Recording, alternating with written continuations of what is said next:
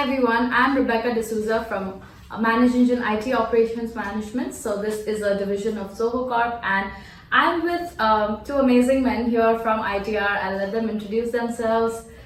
I'm Sybrand Strauss, ITR Technology. We are the official distributors in South Africa, also responsible for the Namibian area. I've been working for ITR for 15 years. Great, wow, lovely. And Alan? I'm Alan De Waal Smit. I'm one of the regional account managers for the South African region. I look after one of our Cape region as well as our Gauteng region. Perfect. So I look after two regions within ITR. I've been with ITR for 2.5 years, but I've been in IT for 20 plus years. African region, what are the expectations and demands of the potential customers in terms of ITOM? So Expectations and demands, I think that yes, there is always ease of use. It's always a number one, or well, between the ease of use and cost, right? So it's kind of one or the other. I think there's always been a demand for monitoring, and let's call it what it is. App manager, not manager is all about monitoring. So there's always been a demand for monitoring. Is there a demand for ManageEngine? I think Sybrand hit on the two things. It's ease of use and cost are two of the biggest factors that are taking out the market at the moment. And then obviously what with ManageEngine, a key factor is the integration that we have to offer. You know, not just in the ITOM, but across the entire ManageEngine stack. Because of a galore of tools out there, and there are some good ones, you know, but none of them talk to one another, you know, so everyone needs to pull bits and pieces of information of various tools, consolidate them, and then the executives would ask, you know, I want to see a report in this way, and then they need to manipulate data in that way, you know, so it's all time taking and heavy, and you know, who's got time today to play around with reports and, you know, manipulating data just to give some feedback to business. But I think the other thing is also, if we ever look at the way that business is run today, we've had a cloud movement. You know, after COVID, we had a very strong movement to the cloud. We've now got enterprises moving back to on-premise. okay. So we've got clients that have got different locations that they're needing to monitor and manage. So hybrid And it's systems. hybrid environments Okay. and hybrid locations. Okay. But I think also over and above that is one of the key factors is that I'm seeing amongst my clients is they're tired of opening up 11 tools to see their monitoring of their infrastructure because they've got 11 vendors. And every vendor's got their own way of monitoring their own solution and tool set.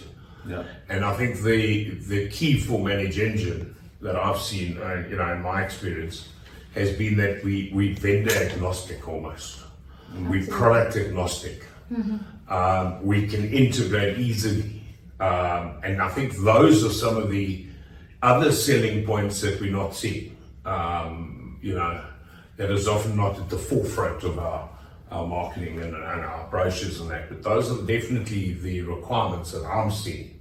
Are putting us at the forefront in the South African market.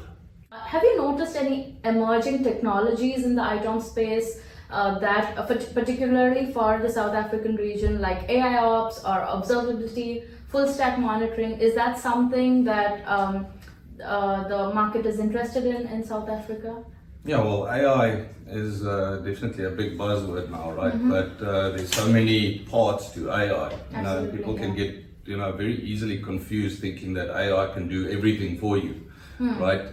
But it's not always that easy. You know, we can't trust AI, I think, at this point. There's still some things that we need to verify, still doubts and everything, but you know, so something that I would definitely say that ManageEngine, you know, takes their time on, just with the adaptive thresholds in Op Manager. You know, things change in environments. You know, today we've got a very busy network and tomorrow it's quiet. So, you know, we need to adapt, and we don't have the time of human intervention the whole time to sit and make changes and adjustments to the system. Correct. Yeah. I think the other thing with AI is in South Africa it is relevantly new. Okay. I think people are still playing around with it and understanding it, and So everybody's figuring it got out. a and everybody's got a different idea Yeah. of what AI is, and you know, to some people AI is automation.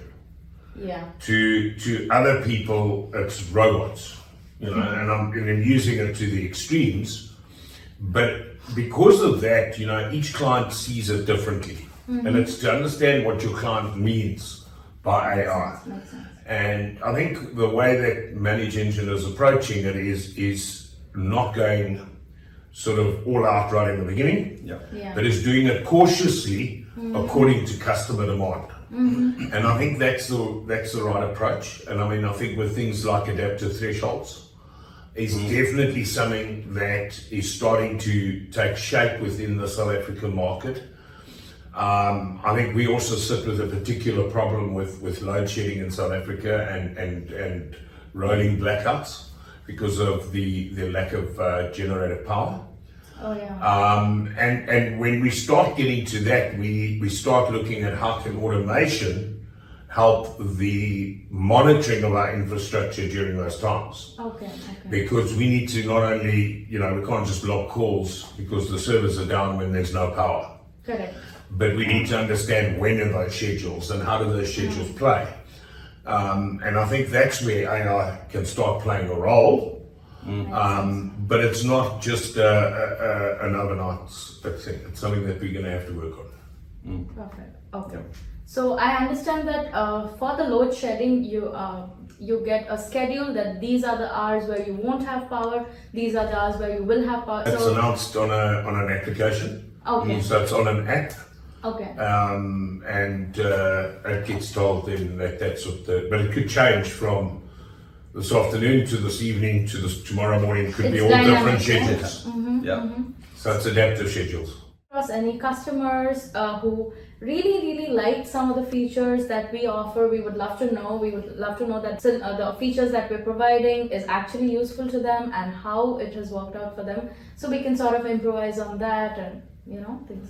Well, I think there's a lot of large corporations in South Africa and medium-sized enterprises that have moved across to ManageEngine, Op Manager, together with the App Manager and ITOM suite.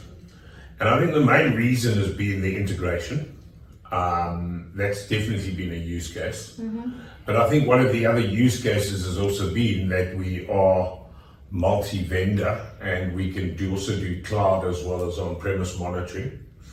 And having that capability within an educational institution who has got educational applications in the cloud, they also have got on-premise applications. We've seen that in particular with one customer that we're working with currently, where having that one tool set that can monitor across locations and also across different workplaces, and then also across different applications. I think and that's important because we've got to move towards what we call service monitoring rather than looking at server monitoring. Absolutely. And when we look at service monitoring, you've got applications plus the infrastructure plus as the well. network. And I think that is something that's definitely a use case for what we're looking at in ManageEngine. I don't know if you've come across it. No, definitely. And it's also simplicity, right? There's enough complications out there already as it is. Dashboard's always a winner. So if you look at a dashboard and something isn't green, there's something's wrong, right? Yeah. And then usually that would take like a human to go and interact with a fault and identify what the issue is and so on, right? The typical first line support. But the workflows is a big, huge likable feature in Op Manager, where you can do your normal checks, like every day go and check, ping a server, if this works, do this, do that, with easy drag and drop features and functionality, right, for some actions. Or if something goes wrong, where a technician would normally go and ping a machine and check if the service is started, if a process is running, disk space and so on, you can automate that now. Absolutely. So that the engineers can actually go and do what they were supposed to be doing instead of, troubleshooting what can be automated. Perfect. Also, the thing you said about load shedding and UPS monitoring, which is quite critical in the South African space. So I think we've seen it done in the retail space.